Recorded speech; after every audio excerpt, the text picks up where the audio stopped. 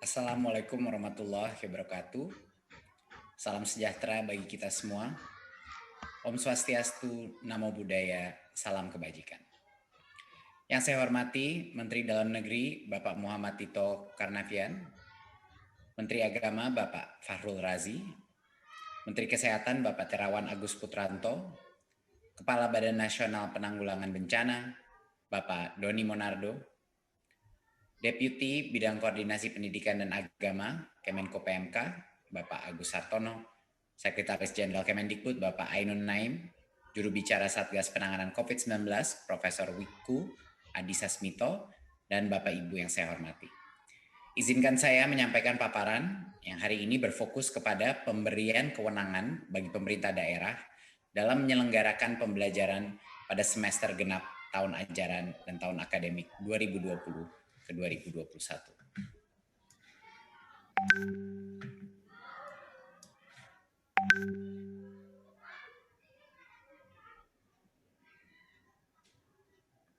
Mohon izin paparannya bisa ditunjukkan.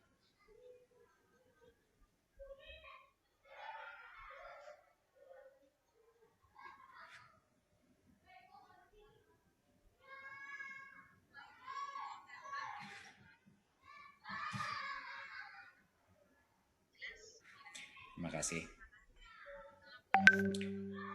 Pada saat ini kami sudah mengevaluasi hasil daripada SKB keempat menteri sebelumnya, dan kami melihat situasi pada hari ini bahwa hanya 13% daripada sekolah melakukan pembelajaran tatap muka, dan sebesar 87% masih melakukan belajar dari rumah.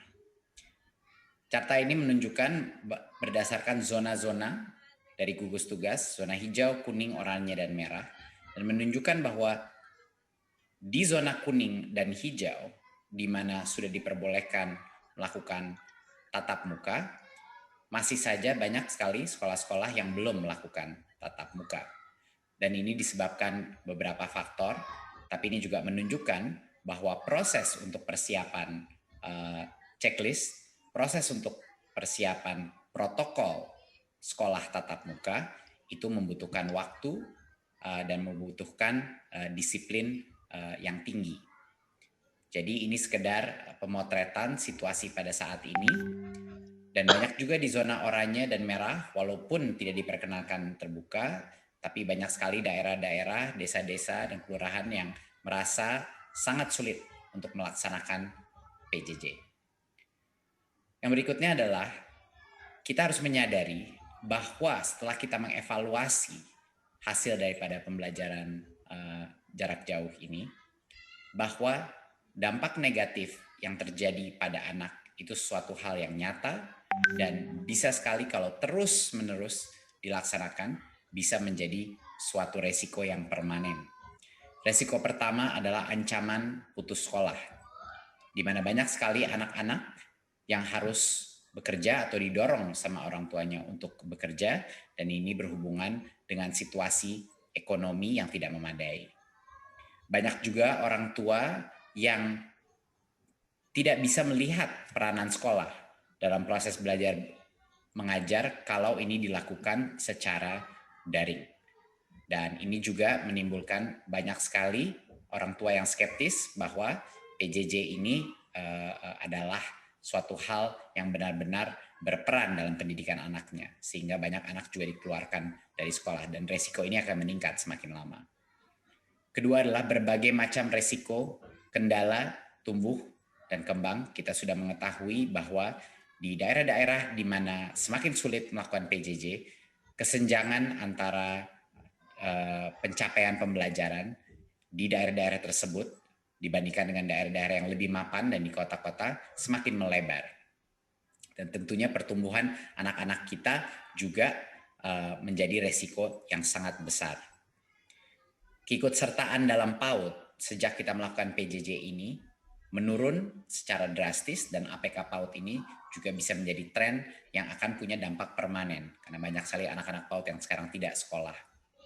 Dan tentunya resiko learning loss, resiko bahwa ada satu generasi di Indonesia, anak-anak kita yang hilang pembelajarannya dan harus mengejarnya dan mungkin sebagian akan ketinggalan dan tidak bisa mengejar kembali pada saat kembali sekolah. Jadinya ini adalah suatu urgensi yang sangat penting.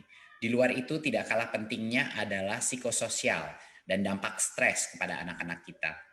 Minimnya interaksi anak-anak kita dengan guru, dengan teman-temannya, dengan lingkungan di luarnya, yang menyebabkan tingkat stres di dalam rumah tangga, baik orang tua maupun anak-anak, meningkat secara drastis. Dan ini akan punya dampak permanen juga kepada psikososial anak-anak kita. Seperti yang kita tahu, tidak ada yang namanya pembelajaran tanpa keamanan, perasaan keamanan dan harmoni psikologis dari anak-anak kita. Dan tentunya peningkatan insiden-insiden kekerasan yang terjadi di dalam rumah tangga juga meningkat. Dan ini harus menjadi salah satu pertimbangan kita yang terpenting. Berikut. Penentuan kebijakan ini harus berfokus kepada daerah. Kami terus mendapatkan berbagai macam permintaan dari berbagai macam kepala daerah, kepala dinas untuk meminta pada pemerintah pusat bahwa walaupun zona itu ditentukan per kabupaten, ada banyak sekali desa-desa, ada banyak sekali kecamatan-kecamatan yang menurut evaluasi mereka relatif aman dan desa-desa tersebut sangat sulit melakukan PJJ.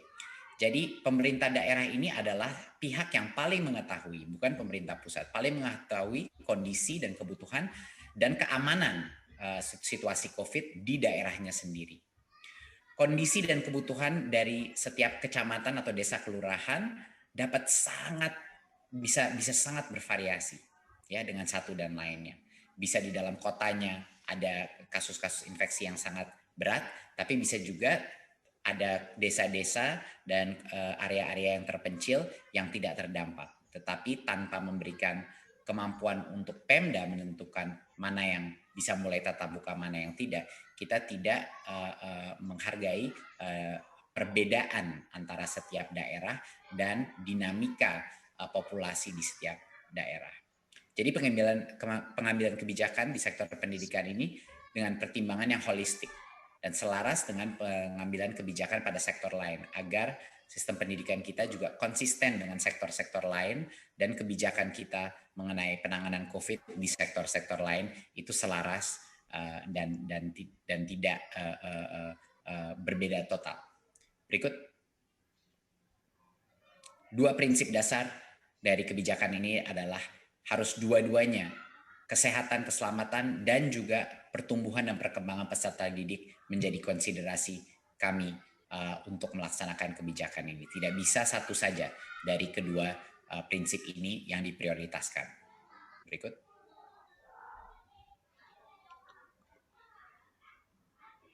Ya. Berarti pemerintah pada hari ini melakukan penyesuaian kebijakan untuk memberikan kewenangan kepada pemerintah daerah, Kanwil atau kantor Kemenak untuk menentukan pemberian izin pembelajaran tatap muka di sekolah-sekolah di bawah kewenangannya. Pemberian izin ini bisa saja secara serentak ataupun bertahap, tergantung kepada kesiapan masing-masing daerah sesuai dengan diskresi kepala daerahnya, berdasarkan evaluasi kepala daerahnya, mengenai mana yang siap, mana yang tidak, dan tentunya kesiapan sekolah masing-masing dalam menentukan, dalam memenuhi semua checklist untuk melakukan tatap muka dan juga melaksanakan protokol kesehatan yang sangat ketat.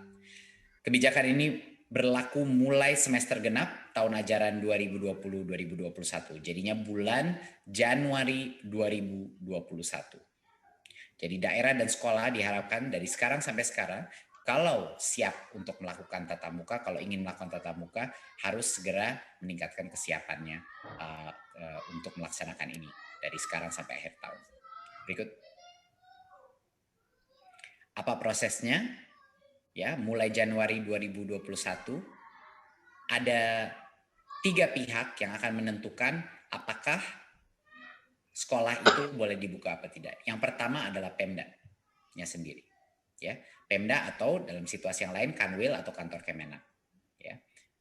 Yang kedua adalah kepala sekolah harus menyetujui, dan yang ketiga adalah perwakilan orang tua, yaitu melalui komite sekolah. Jadi kalau 3 pihak ini tidak mengizinkan sekolah itu buka, sekolah itu tidak diperkenankan untuk dibuka. Tapi kalau tiga pihak itu telah setuju, berarti sekolah itu boleh melaksanakan tatap muka. Ya, jadi harus ada persetujuan orang tua melalui komite orang tua, persetujuan kepala sekolah, dan tentunya kepala daerah.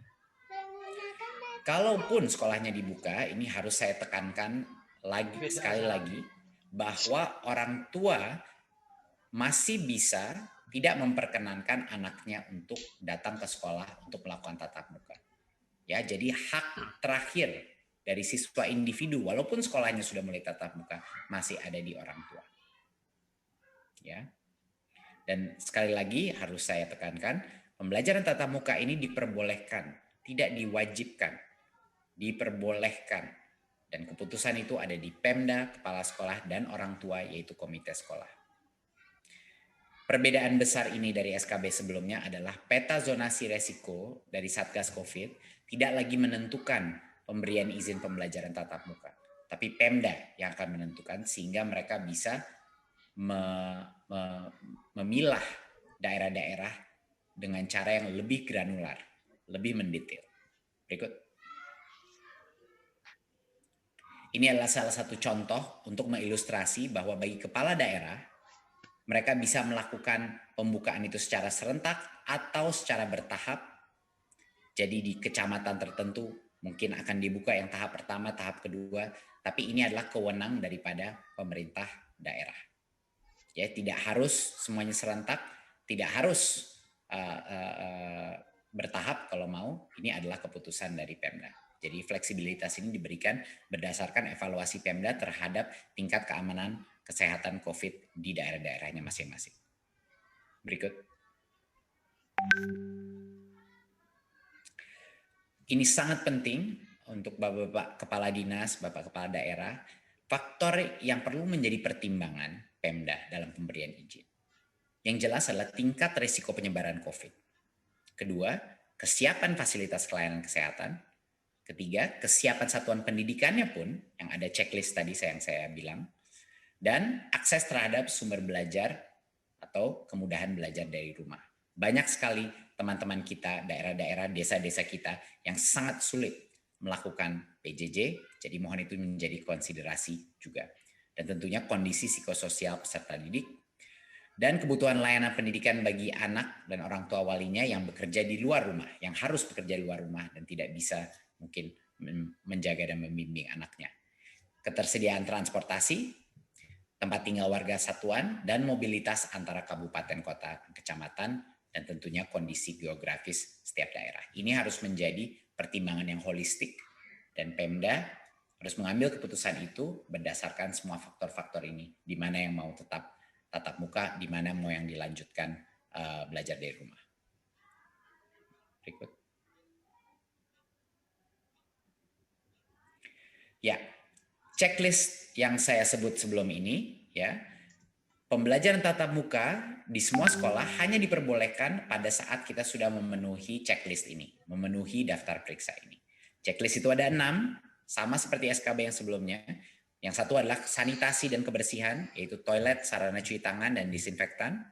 2 adalah akses kepada fasilitas pelayanan kesehatan. Ketiga adalah kesiapan menerapkan wajib masker. Keempat adalah termogan. Kelima, pemetaan warga satuan pendidikan harus mengetahui siapa yang memiliki komorbiditas dari guru-gurunya, murid-muridnya, dan yang tidak memiliki akses transportasi yang aman, dan tentunya riwayat perjalanan dari daerah dengan tingkat resiko COVID-19 yang tinggi. Dan yang keenam adalah tentunya persetujuan komite sekolah dan perwakilan orang tua wali. Tanpa persetujuan perwakilan orang tua, sekolah itu tidak diperkenankan untuk dibuka. Jadi ini adalah daftar periksa untuk memberikan kepastian bahwa sekolah itu boleh tatap muka kalau dia mau. Setelah itu, setelah diperbolehkan, kalau misalnya daftar periksa ini sudah terpenuhi, baru kita masuk dalam protokol yang baru. Jadinya pas tatap muka pun dilakukan, protokolnya bukan seperti masuk sekolah normal. Berikut.